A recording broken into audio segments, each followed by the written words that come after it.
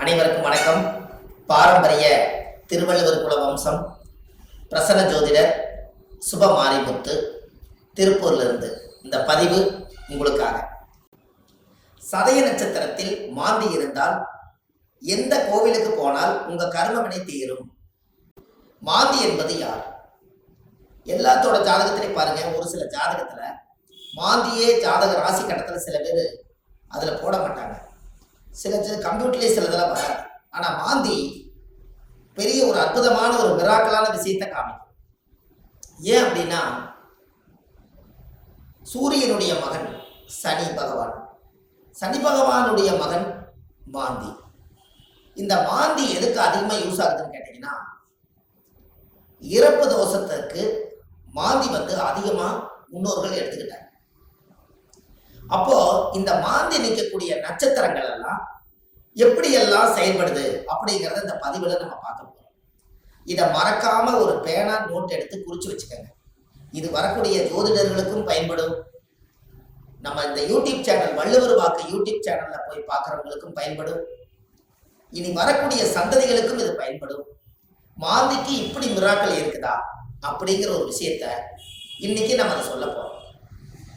இப்போ உங்க வாழ்க்கையில நீங்க தெரிஞ்சுக்க வேண்டிய விஷயம், இந்த மாந்திக்கு ஒவ்வொரு நட்சத்திரத்துக்கும் இந்த மாந்தி தோஷம் எப்படி உருவாகுது அப்படின்னா, அந்த காலத்துல குழுகன் நின்ற வீடு குட்டிச்சவர்னு சொன்னாங்க. குழுகன் நின்ற வீடு குட்டிச்சவர் அப்படின்னா குழுகன் நின்ற வீடு குட்டிச்சவர். அப்ப இந்த மாந்தி போய் எந்த ராசியில் இருக்குதோ, எந்த நட்சத்திரத்து மேல ஏறி உட்கார்ந்து இருக்குதோ, அந்த நட்சத்திரத்தினுடைய திசைகள் அவங்களுக்கு தோஷம் அடையுமா. அப்ப அந்த மாந்தி தோஷம் என்பது என்ன? இறப்பு சம்பந்தப்பட்டது. உங்களுக்கு ஒரு உதாரணத்துக்கு சொல்றேன். லக்னங்கிறதா உயிர், லக்னம் தான் உயிர். ஒரு மனிதனுக்கு ஒரு தாயுடைய கருவறையில இருந்து தொப்புள் கொடியை அறுக்கும் நேரம் எந்த லக்னத்துல அவங்க பிறந்திருக்காங்களோ, அந்த லக்னம் எந்த நட்சத்திரத்துல கரெக்டா நிக்குதோ, அந்த நட்சத்திரத்து மேல இந்த மாந்தியோட தீட்டு தோஷம் அதுல இருக்கு. இது உங்களுக்கு தெரியுமா? இதை நீங்க கண்டிப்பா தெரிஞ்சுக்கணும். அப்ப லக்னத்தினுடைய மாந்தி பிரேத சாபம். மாந்தி என்பது இறப்பு. அப்போ அவங்க முன்னோர்கள் அந்த காலத்துல என்ன பண்ணிருப்பாங்கன்னா, ஒரு லக்னத்துக்குள்ள லக்னம் ஒரு ராசி கட்டத்துக்குள்ள 3 நட்சத்திரம் இருக்கு. இந்த 3 நட்சத்திரத்துல இப்போ ஒரு உதாரணத்துக்கு அசுவனி, பரணி, கிருத்திகை, 1ஆம் பாதம், இந்த 3 மேச ராசியில இருக்குது. ஒரு உதாரணம். அதுல அசுவதி நட்சத்திரத்துல மாந்தி இருந்தா என்ன பலன், பரணி நட்சத்திரத்துல மாந்தி இருந்தா என்ன பலன், கிருத்திகை நட்சத்திரத்துல மாந்தி இருந்தா என்ன பலன், இதைத்தான் இந்த பதிவுல உங்களுக்கு சொல்ல போறேன். இது உதாரணத்துக்காக. அப்போ ஒரு நட்சத்திரம் அந்த ஜாதகத்துல நம்மளுக்கு கிடைக்க வேண்டிய நட்சத்திரம். அப்ப எந்த நட்சத்திரத்துல மாந்தி உங்களுடைய ஜாதகத்துல இருக்குதோ, அந்த நட்சத்திரத்தினுடைய திசை உங்களுக்கு தெரியும். உதாரணமா அசுவதி நட்சத்திரமா இருந்தா அவங்க கேது திசையில தான் அவங்க செயல்படுவாங்க. அப்ப ஜாதகத்துல எனக்கு என்னங்க அசுவதி நட்சத்திரம் கேது திசை நடக்குது, எனக்கு கேது அசுவதி நட்சத்திரத்துக்கு கேது திசை நடத்துறாரு, எனக்கு ஒரு பலனுமே நடக்கலைங்க அப்படின்னு நீங்க சொல்லவே வேண்டாம். அந்த அசுவதி நட்சத்திரத்துக்கு அதிபதி கேது இந்த மாந்தியோட சாபம் வாங்கி இருக்கிறதுனால அந்த திசை நம்மளுக்கு வேலை செய்ய மாட்டேங்குது. அப்ப அதை நம்ம சரிப்படுத்தினா தானே அது நிவர்த்தி ஆகும். அப்ப அசுவதி நட்சத்திரத்துக்கு கேது, கேது என்பது பாட்டியில பாட்டின்னு வருது. அப்ப பாட்டிக்கு ஈமகாரிய செலவு செய்யாம விட்டுட்டால், அந்த முன்னோர்களுக்கு ஈமகாரியங்கள் செய்யாம விட்டுட்டா, இறந்த முன்னோர்களுக்கெல்லாம் மூதாதிகளுக்கெல்லாம் செய்யாம விட்டுட்டா, இந்த நட்சத்திர சாபம் அந்த குடும்பத்துக்குள்ள போய் அந்த திசைக்கு யோகத்தை கொடுக்கறது இல்லை. அப்ப கர்மாவிலேயே மாட்டிக்கிறீங்க. அப்புறம் எப்படி மேல வரும்? அப்ப இதெல்லாம் அந்த காலத்துல முன்னோர்கள் குளிகை நின்ற வீடு குடிச்சவர்னு எதுக்கு சொல்லி வச்சாங்கன்னா, ஒரு வீட்டுல ராசி கட்டத்துல குளிகை நின்ற வீடு குடிச்சவர் சொல்லி வைக்கல. அவங்க சொல்லி வச்சதே குளிகன் என்ற நட்சத்திரம் அந்த வீடு குடிச்சவர்னு வச்சாங்க. அந்த நட்சத்திரத்தினுடைய திசைகள் யாருக்கு வந்தாலும் இந்த மாந்தியோட சாபம் அவங்கள துரத்திக்கிட்டே. ஒரு உதாரணம், லக்னத்து மேலேயே மாந்தி நிற்குது. ஒருத்தருக்கு லக்னத்து மேலேயே மாந்தி, லக்னம் என்ற நட்சத்திரம் எதுவோ அதுவே மாந்தி. அந்த மாந்தி சாபம் இருந்தா அவங்க என்ன ஒரு அனாதிபாடி எடுத்து அடக்கம் பண்ணுனா அவங்களுக்கு அந்த மாந்தி சாபம் நிவர்த்தி ஆகுங்கிறது ஒரு நூல். ஏன் அப்படின்னா, அந்த லக்கணத்துக்குள்ள மாந்தி பிறக்கும் போது ஒரு தாயுடைய கருவறையில இருந்து மாந்தி என்பது நிலையா இருக்கிறது, ஒரு ராசியில ரொம்ப நாள் இருக்கிறது. லக்னம் என்பது 2 மணி நேரத்துக்கு ஒரு லக்னம் நகர்ந்து வெளியில வந்துடும்.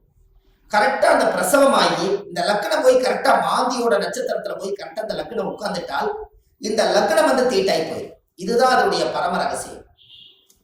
நம்ம அவங்களுக்கு பாருங்க, அந்த லக்னம் போய் நின்ற நட்சத்திரத்துல போய் அந்த தீட்டு விழுந்துருச்சுன்னா முகமெல்லாம் மாறிடும். முகம் அவங்களோட தேஜஸ் இருக்காது, ஒரு இருளன்ற மாதிரி இருப்பாங்க.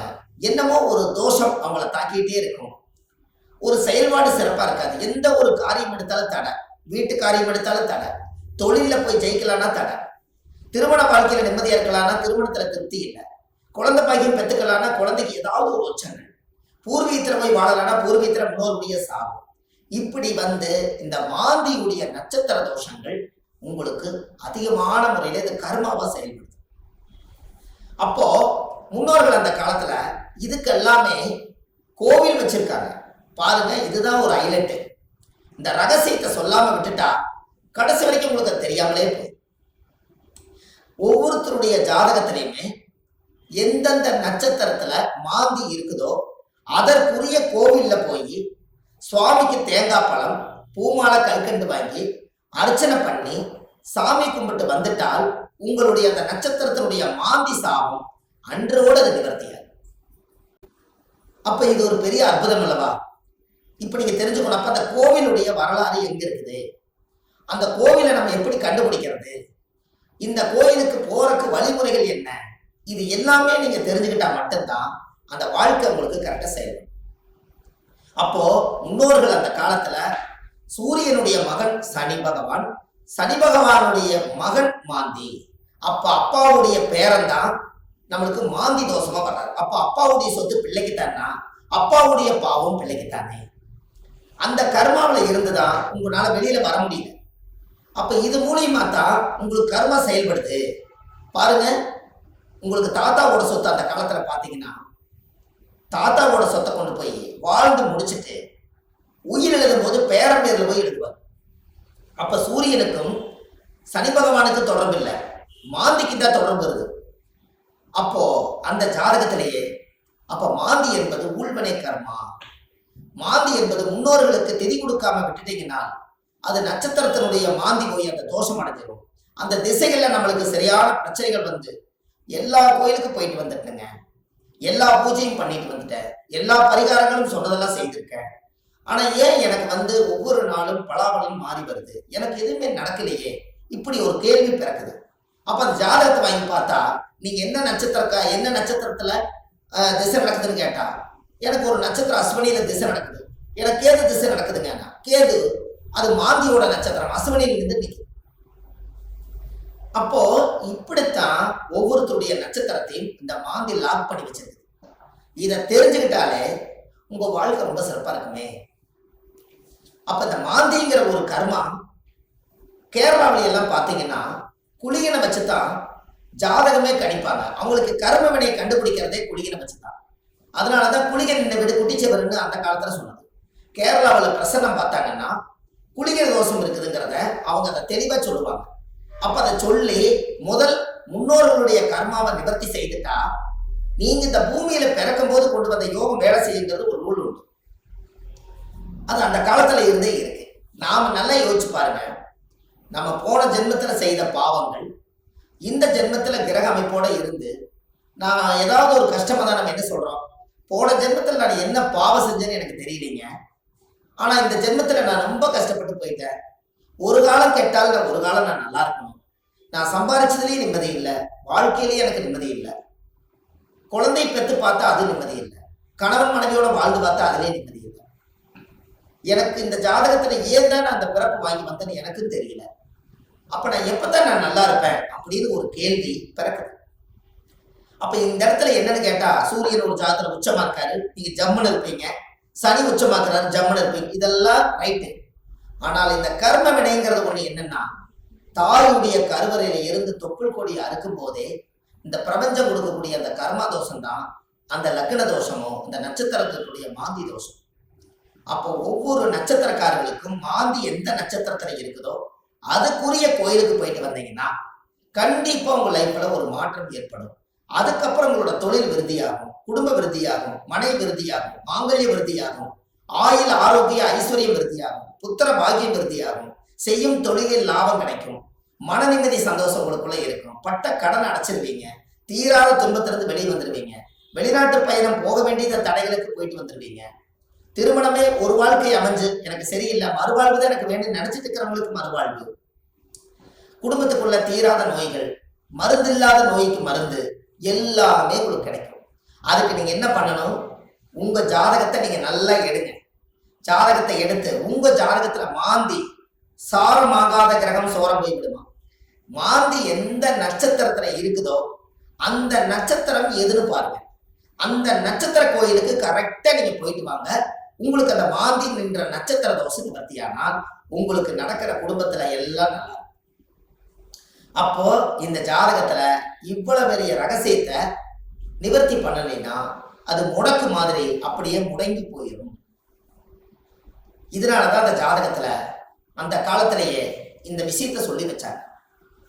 இது இன்னைக்கு தான் அது வெளியில வருது, இருந்தாலும் பரவாயில்ல. இதுக்கு மேலே அது வெளியில வரலைன்னா கடைசி வரைக்கும் இந்த ரகசியம் தெரியாமலே. இப்ப ஜாதகத்துல நீங்க கண்டிப்பா தெரிஞ்சுக்க வேண்டிய விஷயம் இருக்குதா இல்லையா? உங்க முன்னோர்களுடைய கர்மாவை தான் நீங்க சுமந்துட்டு இருக்கிறீங்க. அதை இறக்கி வச்சுட்டாலே உங்க ஜாதகத்துல இருக்கிற யோகம் கட்டாயம் வேலை செய்யும் அல்லவா? ஒவ்வொருத்தரும் மனசுக்குள்ள நம்ம எதோ சம்மந்தம் இல்லாத உள்ளத்துக்குள்ள எதையாவது ஒரு மனசுக்குள்ள போட்டு பரட்டிட்டே இருக்கிறோம். என்னைக்குத்தான் நம்ம இந்த மனசுல இருந்து ரிலீஸ் ஆயிடுவோம் அப்படிங்கிற உள்ளம் ஒவ்வொரு நாளும் துடிக்குது. அதுக்கு எங்க தப்பு நடக்குதுன்னு நமக்கு தெரியணும் அல்லவா? திசை அடிப்படையில பார்த்தா எனக்கு திசை நல்லா இருக்குதுன்னு சொல்றாங்க, ஆனா மனசு சரியில்லை. நட்சத்திர அடிப்படையில பார்த்தா எனக்கு இந்த நட்சத்திரங்க, ஆனா இந்த வரைக்கும் நான் நல்லா வாழல. லக்னம் நல்ல லக்னத்துல தான் பிறந்திருக்குன்னு சொல்றாங்க, ஆனா லக்ன பிறப்புல நான் நல்லா வாழல. 9 கிரகங்களும் சரியான இடத்துல அமைஞ்சிருக்குதுன்னு சொல்லியிருக்காங்க, ஆனா இது வரைக்கும் எனக்கு 9 கிரகத்தினுடைய சூட்சமத்தினால நான் திருப்தி அடையல. அப்ப நானே கையூனி கரணம் பாஞ்சு வாழ்க்கையில வெளியே சொல்லாம ஒரு கௌரவத்துக்காக வாழ்ந்துட்டு இருக்கிறேன். நான் என்னைக்குத்தான் உண்மையா வாழுவேன்? இப்படிங்கிற கேள்வி ஜோதிடம் பார்க்க ஒவ்வொருத்தர்களுடைய உள்ளத்திலே துடிக்குது. அப்ப இந்த வாழ்க்கைக்கெல்லாம் மாந்தி தான் பிரதான தோஷம், அதுதான் ஊழ்வினை தோஷம், அதுதான் கர்மவினை தோஷம். முடக்கு தோஷத்துக்கு அப்பாற்பட்டு 100 விதமான தோஷத்துக்கு ஒரே தோஷம் மாந்தி தோஷம்.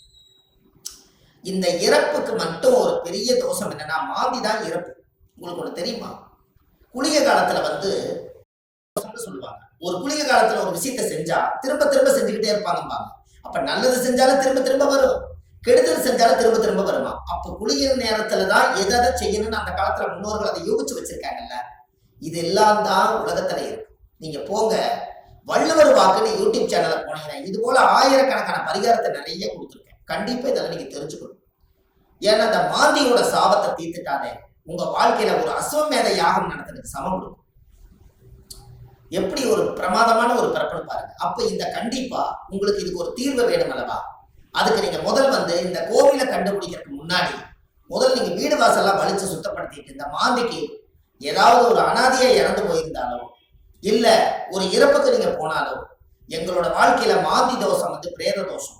யாருடைய நட்சத்திரத்துல மாந்தி இருக்கு அந்த நட்சத்திரத்துக்கு பிரேத தோஷம். அதனால இறந்தவங்களுக்கு ஏதாவது ஒரு ரோஜாப்பூ மாலை வாங்கி கொண்டு போய் மாலை போட்டுவாங்க. அப்படி இல்லைன்னா ஒரு வில்வ மாலை வாங்கி கொண்டு போய் போட்டுவாங்க. அதை போட்டுட்டு வீட்டுல மஞ்சள் தண்ணி கல்லுப்பு போட்டு வீடு வாசல்லாம் வலிச்சு நீங்க சுத்தப்படுத்தி உங்க குலதெய்வம் கோயில போய் 11 ரூபாய் காணிக்க, வெத்தலைப்பாக்கு, எலுமிச்சம்பழம் இதை கொண்டு போய் சாமியோட பாதத்துல வச்சு கும்பிட்டுட்டு இந்த மாந்திக்கு உண்டான கோவிலுக்கு நீங்க போயிட்டு வரணும். சதய நட்சத்திரத்தில் மாந்தி இருந்தால் புதுக்கோட்டை மாவட்டம் திருப்பணவாசல் சிவன் ஆலயம் உள்ளது. அந்த கோவிலில் அந்த இடத்தை சுற்றி சில கிராமங்கள் இருக்கிறது. அந்த கிராமத்தில் ஆஸ்பத்திரியே கிடையாது. பிரசவம் தானா உருவான இடம், சுகப்பிரசவமான ஊர்.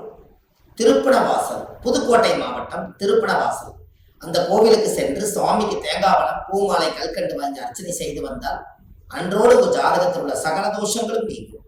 அப்ப அந்த கோவிலுக்கு நீங்க போறதுக்கு முன்னாடி இந்த வீடு வாசல்லாம் வலிச்சு நீங்க சுத்தப்படுத்தி, குழந்தை பிறந்த வீடு, வயசுக்கு வந்த வீடு, இறந்த வீடு, இந்த வீட்டுகளுக்கெல்லாம் நீங்க போகாம இந்த பிரேதத்துக்கு நீங்க மாலை போட்டுட்டு 3வது நாள்ல இருந்து ஒரு 3 நாளைக்காவது வீடு வாசல்லாம் வலிச்சு சுத்தப்படுத்தி நான்வெஜ் எதுவுமே யூஸ் பண்ணாம நீங்க பரிசுத்தமா நீங்க இருக்கணும். இருந்துதான் நீங்க அந்த கர்மவினை தீர்க்கக்கூடிய கோயிலுக்கு நீங்க போயிட்டு வர முடியும். நல்லா புரிஞ்சுக்கங்க.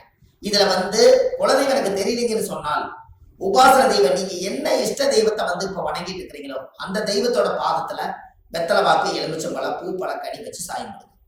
ஒருவேளை எனக்கு உபாசன தெய்வம் தெரியலனா விநாயகர் கோயிலை வச்சு சாமி கும்பிடுங்க. வினையை தீர்க்கக்கூடியவர் விநாயகர். அப்படி ஒருவேளை எனக்கு விநாயகர் கோயிலும் முடியலனா முருகன் கோயில்ல திருச்செந்தூர் முருகனை நினைச்சுக்கலாம். 6 வடை வீட்டுல எந்த வடை வேணாலும் நீங்க எடுத்துக்கலாம். இப்படி ஏதாவது ஒரு தெய்வாலயத்துல வெத்தலை வாக்கு 11 ரூபாய் காணிக்க எலுமிச்சம்பழம் இதை வச்சு நான் இந்த கர்ம வினையை தீர்த்துட்டு வர்றேன், அதை தீர்த்துட்டு வந்ததுக்கு அப்புறம் என்னுடைய வாழ்வாதாரம் நல்லா இருக்குன்னு சொல்லி நீங்க அந்த ஒரு மூல மந்திரத்தை நீங்க ஒரு கோயில்ல போய் சொல்லணும். என்னன்னு சொல்லணும்? முற்பிறவியில செய்த பாவங்கள் என்னோட கர்மாவெல்லாம் தீரணும்னு சொல்லி கோயில்ல நீங்க விளக்கு போட்டு ஒரு 21 முறையாவது அந்த கோயில் முன்னாடி போய் சாமி கிட்ட சொல்லணும். என்னன்னு? முற்பிறவியில செய்த பாவங்கள் எப்பிறவிக்கும் தொடராமல் இருக்க இப்பிறவியிலேயே என்னுடைய தந்தை வழியில வந்த கர்ம வினைகளும் தாய் வழியில வந்த கர்ம வினைகளும் என்னுடைய இந்த பூர்வ ஜென்மத்துல நான் இந்த பூமியில கொண்டு வந்த கர்ம வினைகளும் இன்றோடு நிவர்த்தி ஆகட்டுன்னு சொல்லி உங்க ஜாதகத்துல இந்த கர்மா தோஷத்தை நீங்க சுத்தப்படுத்தியாச்சுன்னா அன்னையோட உங்க வாழ்க்கை ரொம்ப சிறப்பா இருக்கும். இதை சொல்லி விளக்கு போட்டு சாமி கும்பிட்டு தேங்காய் பழம் பூமாலை கல்கண்டு வாங்கி அர்ச்சனை பண்ணி சாமி கும்பிட்டு வாங்க. அன்னையோட அது நிவர்த்தி ஆகும். அந்த கோவில் என்னங்கிறது தான் இப்போ உங்களுக்கு சொல்ல போறேன். ஏன்னா இந்த கோயில் வந்து நம்ம எப்ப சொல்லணுங்கிற ஒரு விதி இருக்குது. இந்த அர்த்தங்கள் எல்லாம் புரியாம நீங்க கோயிலுக்கு தெரிஞ்சிட்டாலோ கோயிலுக்கு போனாலோ விவரம் பத்தாது. அதனால நீங்க இதை செஞ்சீங்கன்னா உங்க வாழ்க்கை ரொம்ப பிரமாதமா இருக்கும் என்று சொல்லி இந்த ஒவ்வொருத்தரோட வாழ்க்கையிலையுமே இந்த மாந்தி தோஷம் நம்மளை வந்து ரொம்ப கடுமையான பாதிப்புல கொண்டு போய் எல்லா மக்களையும் உட்கார வச்சதுனால இந்த மாந்தியிலிருந்து நீங்க விடுதலை ஆயிட்டால் உங்களுக்கு சுதந்திரம் கிடைச்சாச்சு. உங்க ஜாதகத்தினுடைய பிடியிலிருந்து தோஷத்தினுடைய பிடியிலிருந்து உங்க வாழ்வாதாரத்தினுடைய பிடியிலிருந்து நீங்க மிகப்பெரிய பிரம்மாண்டமான ஒரு ஆரோக்கியமான வாழ்க்கை வாழுவீங்க. இந்த மாந்தி சாபத்தை நிவர்த்தி பண்ணிட்டு வாங்க. உங்க வாழ்க்கை எப்படி இருக்குதுன்னு மட்டும் பாருங்க. வள்ளுவர் வாக்குன்னு யூடியூப் சேனல்ல போயிட்டு இருக்குது. ஆன்லைன்லயே நம்ம ஜாதகம் பார்க்கறோம். Date of birth time place நீங்க கொடுத்தா போதும், ஜாதகத்தை கணிச்சு போன்லயே உங்களுக்கு சொல்லிடுறோம். இதுல உங்க ஜாதகத்துல கீழே போயிட்டு இருக்கிற நம்பருக்கு நீங்க ஒரு முன்பதிவு செய்து வச்சுக்கோங்க. இந்த மாதிரி 1000 பரிகாரங்கள் உங்களுக்கு எளிமையா கொடுத்துருக்கறனால இதை நீங்க ஒரு சப்ஸ்கிரைப் பண்ணுங்க. டெய்லி போடக்கூடிய வீடியோ உங்களுக்கு வந்துடும். அப்ப இந்த ஒரு சூட்சமத்தை இன்னைக்கு இந்த மாந்தி தோஷத்தை நிவர்த்தி பண்றதுக்கு கட்டாயம் உங்களோட வாழ்க்கையில ஒரு மிகப்பெரிய ஒரு மாற்றத்தை நீங்க ஏற்படுத்த போகுது. அப்ப என்னென்ன நட்சத்திரத்துல மாந்தி இருந்தால் இந்த கர்மதோஷம் நீங்கிறத 27 நட்சத்திரத்துக்காரர்களுக்கும் இந்த வீடியோவை நான் உங்களுக்கு பதிவா கொடுக்குறேன்.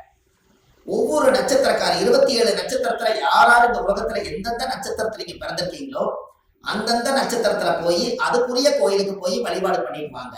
கண்டிப்பா உங்க வாழ்க்கை நல்லா இருக்கும். அதுக்காக இந்த பதிவை கொடுக்குறேன். பாரம்பரிய திருவள்ளுவர் குல வம்சம் பிரசன்ன ஜோதிடர் சுப மாரிமுத்து திருப்பூர்ல இருந்து. நன்றி, வணக்கம்.